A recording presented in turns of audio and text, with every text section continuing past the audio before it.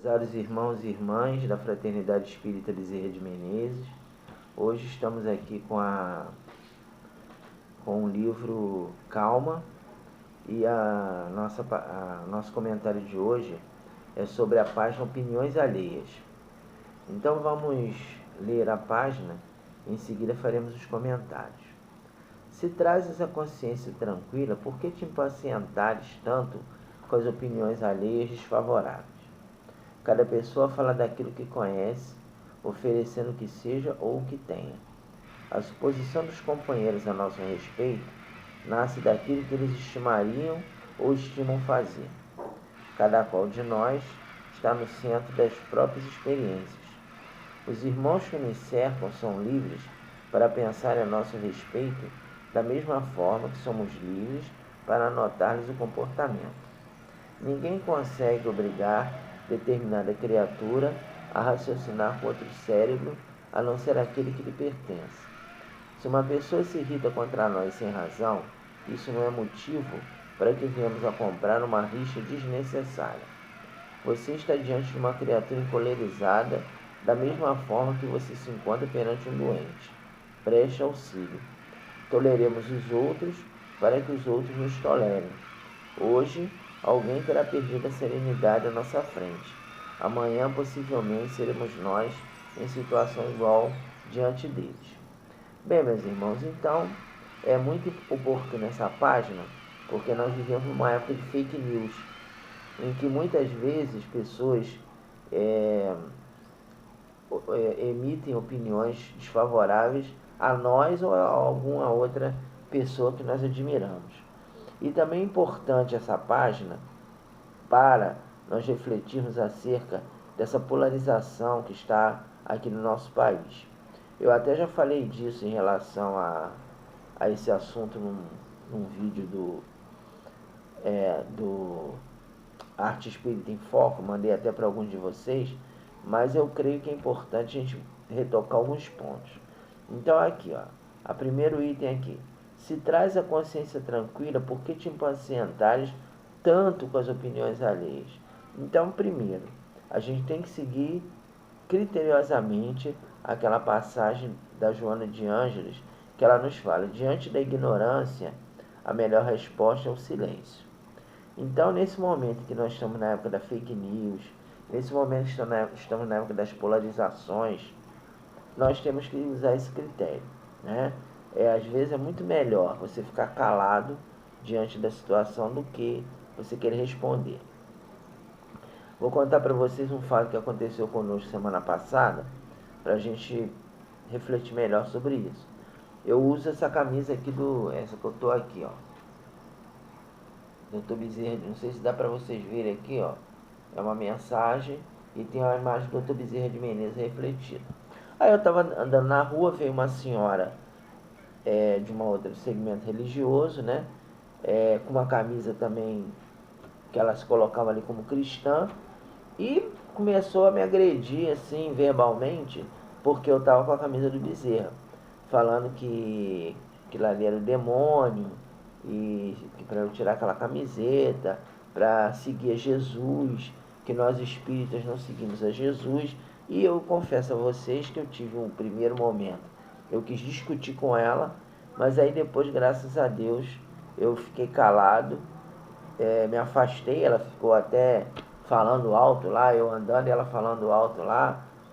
Coitada, já estar com alguma influência espiritual, né? Pra estar assim tão agressiva. E fui embora, entendeu? Então fiquei em prece, né? Orando para que ela se acalmasse.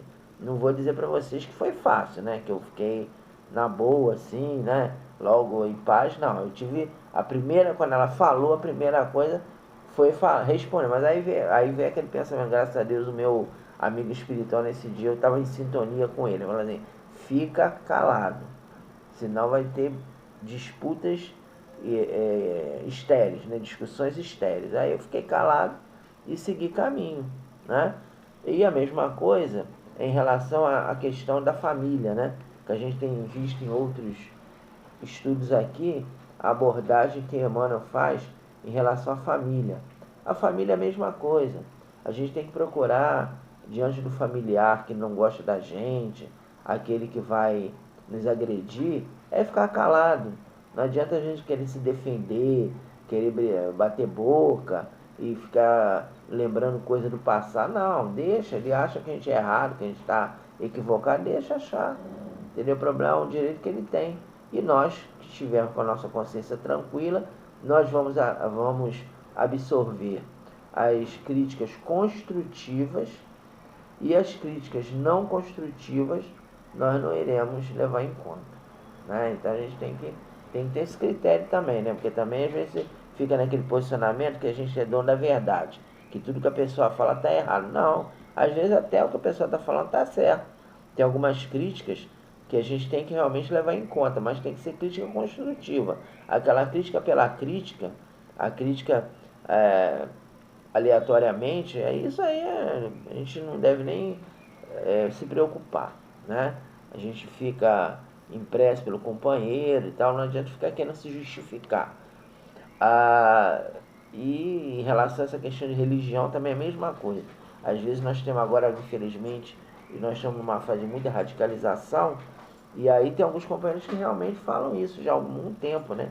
Que falam em relação a... Até a gente tivemos aqui no nosso CEU uma companheira que o centro dela foi invadido e danificado. Eles danificaram algumas coisas, levaram livros da livraria, porque é uma rua que tem uma igreja de um outro segmento, e aí a pessoa achou que tinha que entrar lá. Aí a companheira foi lá, deu queixa na polícia, tomou as devidas providências e graças a Deus parou de ter esse problema com ela. Mas ela passou por isso. Então, a gente tem que procurar entender essa passagem da Joana, né? Diante da ignorância, a melhor resposta é o silêncio. Às vezes é melhor você ficar calado do que você querer resolver naquele momento.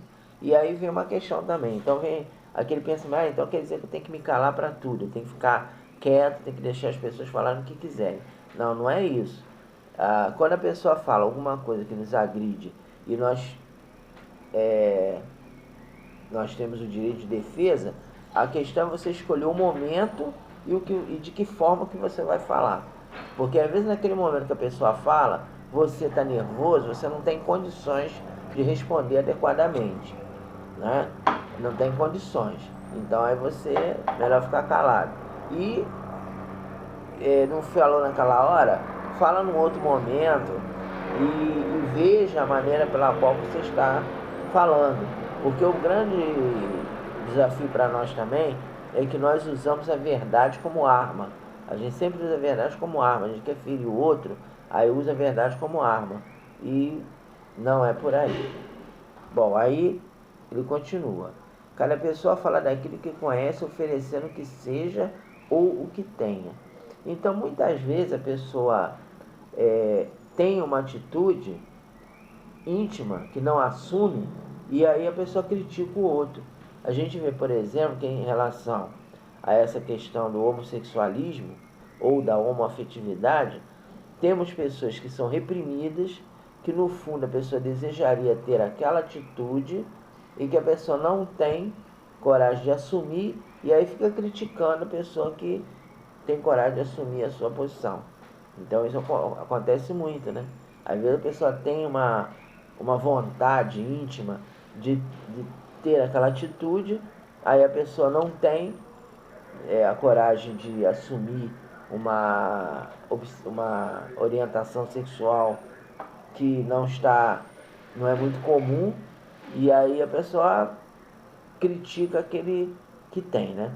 Então a gente tem que ter muito cuidado com isso. Eu me lembro uma cena de um filme do Nelson Rodrigues, que o Nelson Rodrigues, a gente sabe que ele era um autor polêmico, né? Mas tinha algumas coisas que ele falava que eram interessantes. Então alguns filmes dele, algumas peças dele eu achava bem interessante, porque ele fazia uma abordagem em que ele lutava contra a hipocrisia da sociedade. Então ele, das obras dele, ele mostra um professor que era extremamente moralista, mas ele era pedófilo. Então ele ficava com uma posição assim muito ferrenha a nível do moralismo, mas ele conseguia seduzir algumas alunas.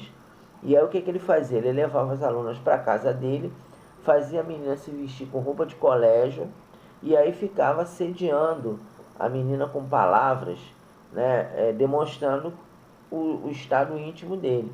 Na verdade, aquele moralismo dele era uma referência a um estado de desequilíbrio emocional que ele tinha.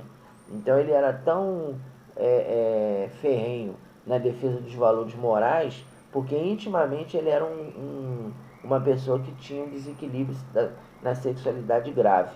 E aí ele botava a menina com roupa de colégio e aí ficava seduzindo a menina e fora dali daquele contexto ele tinha uma atitude de extremamente rigor e de crítica àquele que agia de outra maneira.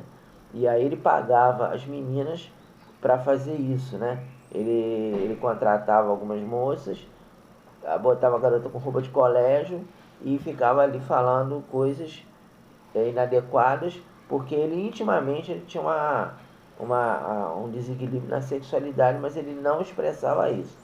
A mesma coisa o Hitler, que tinha uma postura de cristão, falava que era cristão, era defensor do Cristo, mas a gente sabe o que ele fez em relação aos judeus e à Segunda Guerra Mundial, né? Então aquela postura de cristão era uma postura hipócrita, né? Que ele não assumia a psicopatia que ele tinha, né? Ele não admitia para si próprio que ele era um psicopata que merecia ser tratado. Tem até um filme chamado A Queda, que fala sobre os últimos dias de Hitler num bunker que ele ficou tendo ali debaixo da chancelaria alemã e mostrando totalmente o desequilíbrio dele. Conforme ele foi tendo consciência que ele ia perder a guerra, ele se voltou contra os seus generais como se a culpa fosse dos generais. E ele mandando os generais recrutar crianças e velhos para lutar a favor de uma guerra que já está perdida. Então é o que ele fala aqui, ó. Cada pessoa fala daquilo que conhece, oferecendo o que seja ou o que tenha. Quer dizer, então a pessoa às vezes não sabe que é um psicopata e vai expressar aquilo que ele tem dentro de si. E aí a gente tem que ter esse entendimento que muitas vezes nós estamos diante de um doente da alma, de uma pessoa que está em conflito consigo mesmo. A suposição dos companheiros a nosso respeito nasce daquilo que eles estimariam ou estimam fazer. Então a gente vê, por exemplo, que hoje tem um núcleo dentro do movimento espírita lamentável que é contra o Chico Xavier, que fala que o Chico Xavier era vaidoso, que o Chico Xavier, os livros que ele, o Emmanuel era um espírito que tinha limitações intelectuais, que ele era um padre, que ele não era espírita. Então, quer dizer, vejam que o Chico Xavier, que é uma pessoa consagrada mundialmente, atualmente está sendo questionada, graças a Deus, por uma parcela mínima do movimento espírita, mas esse questionamento ele não deveria acontecer. É uma coisa que está expressamente contra um processo de fé raciocinada, né? Se a gente for ver a vida do Chico, a maneira pela qual ele foi altruísta, que ele nunca ganhou dinheiro com livro, ele sempre procurou doar os direitos autorais para instituições, para a FEB, para outras instituições. Agora vem um grupo falando que ele era uma pessoa fascinada, que tinha um processo de fascinação. Então é o que? Inveja, né? Que ele está falando aqui, ó. A suposição dos companheiros ao nosso respeito nasce daquilo que eles estimariam ou estimam fazer. É inveja. As pessoas têm inveja de alguns companheiros que estão em evidência no movimento espírita e aí inventam determinadas coisas, né? A gente vê, por exemplo, o Divaldo é outro companheiro também que sofre muitas críticas. Então houve um período aí que supunha-se que ele era homossexual. Aí falava, até os companheiros de outros segmentos religiosos falam sobre isso. Ele fez algumas colocações em relação ao momento político do país, que também muitas pessoas criticaram, Mas a gente tem que entender o seguinte, a opinião dele, que tem que ser respeitada. E o que ele está falando, que a gente pode não concordar, que eu inclusive não concordo com algumas coisas que ele falou a respeito do momento político. Quando teve aí um encontro espírita, que ele fez algumas colocações que eu não concordo. Mas eu não vou criticá-lo em função do muito que ele já fez pelo movimento espírita. O que ele já fez pelo movimento espírita, o que ele já trabalhou pelo movimento espírita, não vai ser invalidado pelo alguma frase que ele tenha dito infeliz. Né? Então ele tem lá a opinião pessoal dele, ele é uma pessoa idosa, ele é um conservador e tem atitudes conservadoras que a gente tem que respeitar, que não invalida o que ele já fez pelo movimento espírita. Então isso a gente tem que ter bastante clareza. Então aí alguns companheiros ficaram criticando, né, dizendo que ele já está com Alzheimer, que ele não tinha mais que fazer palestra, enfim, atitudes e palavras totalmente negócio que mostram que inveja. Né? A gente, quem não já pensou algum dia em ser um Divaldo, né?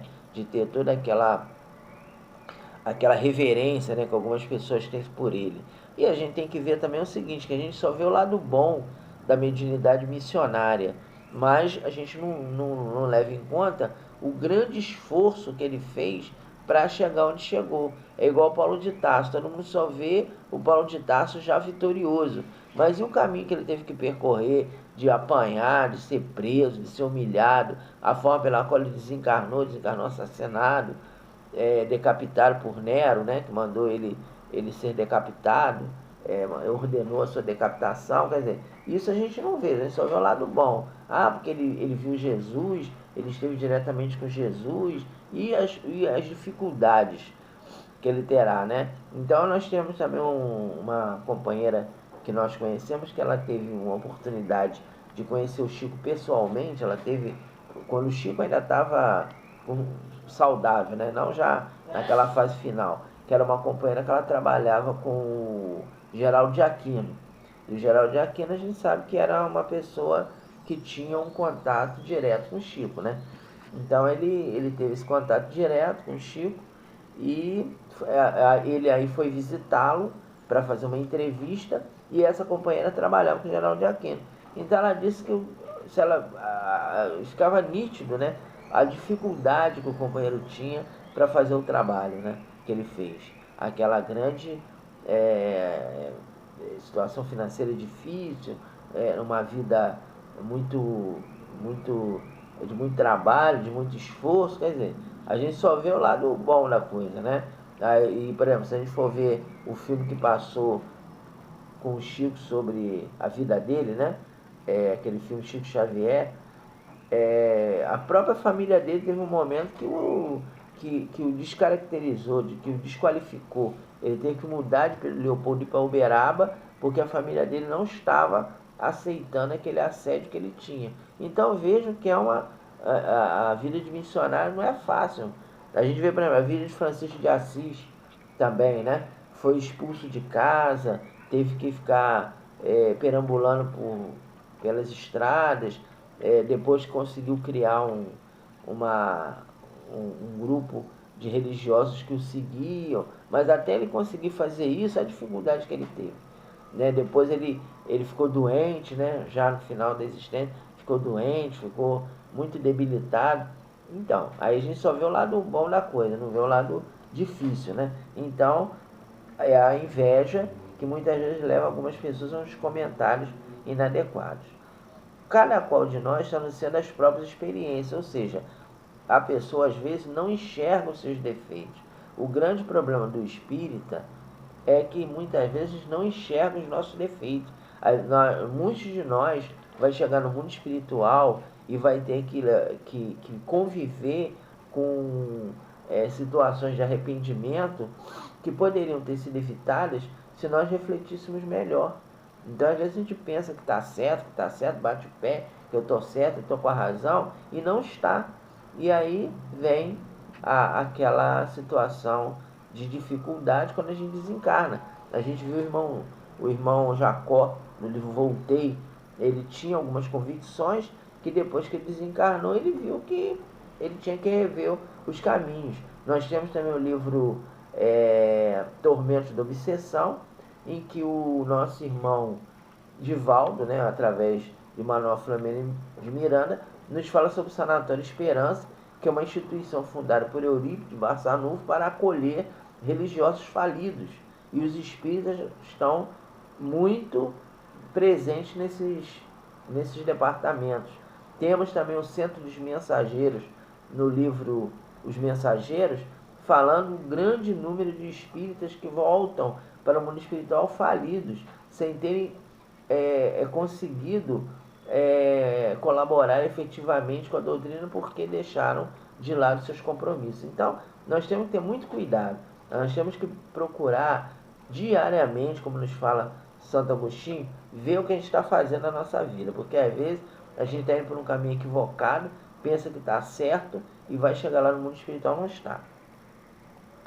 Continua Emmanuel.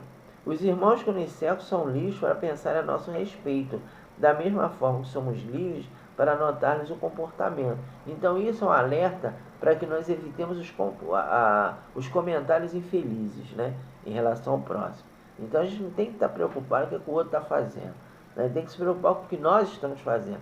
É aquilo que Emmanuel nos fala numa das suas passagens. Dá conta da tua administração. A gente tem que preocupar com o que nós estamos fazendo. Ah, porque o presidente do centro está errado, porque o fulano de tal está errado, porque meu irmão está errado, não importa. Nós temos que estar preocupados com o que nós estamos fazendo. É olhar para os nossos erros, para os nossos defeitos e não ficar com o dedo apontado para o outro. Ninguém consegue obrigar determinada criatura a raciocinar contra o cérebro, a não ser aquele que lhe pertence. Então também é o respeito pela opinião alheia. Não adianta a gente ficar querendo obrigar o outro a pensar como nós. Por exemplo, uma coisa que eu evito é a questão de ficar discutindo religião.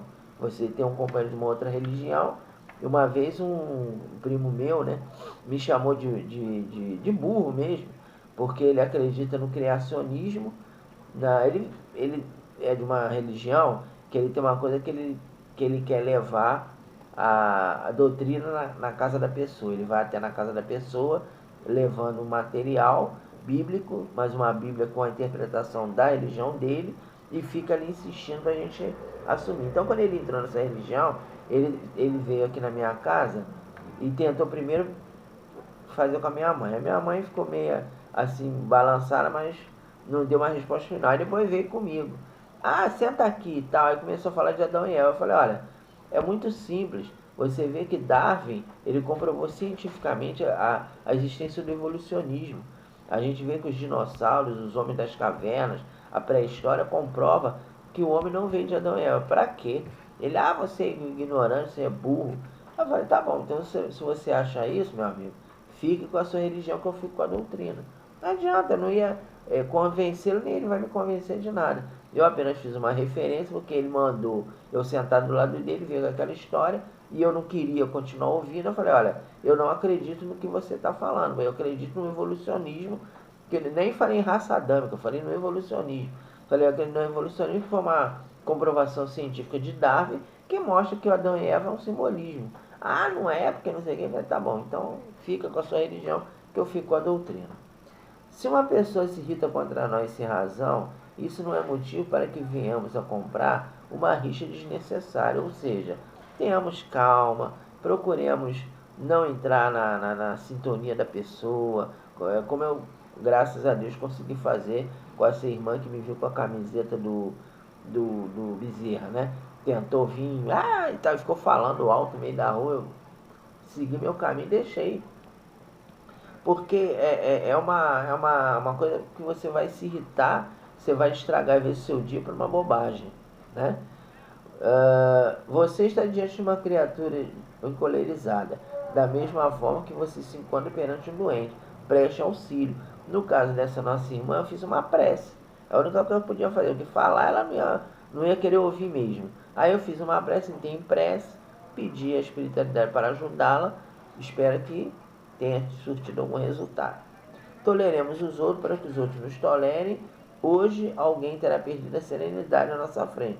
Amanhã possivelmente seremos nós. Então, meus irmãos, encerrando aqui o nosso comentário de hoje, é ter cuidado, né? Cuidado, mantemos a vigilância.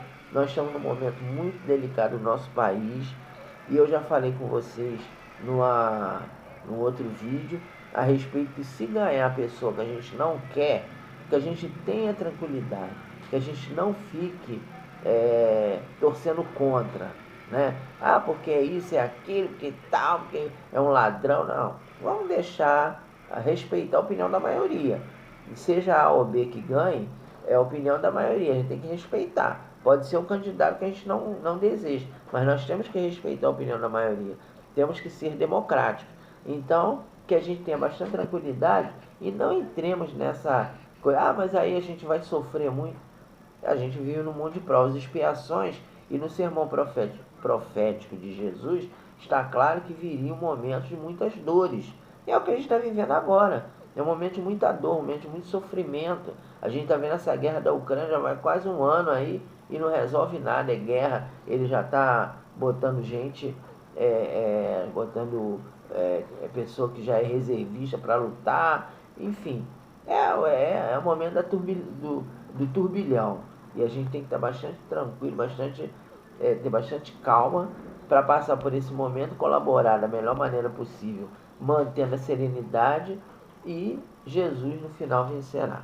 Então era isso que a gente tinha que conversar com vocês no dia de hoje. Que Jesus nos abençoe e muita paz.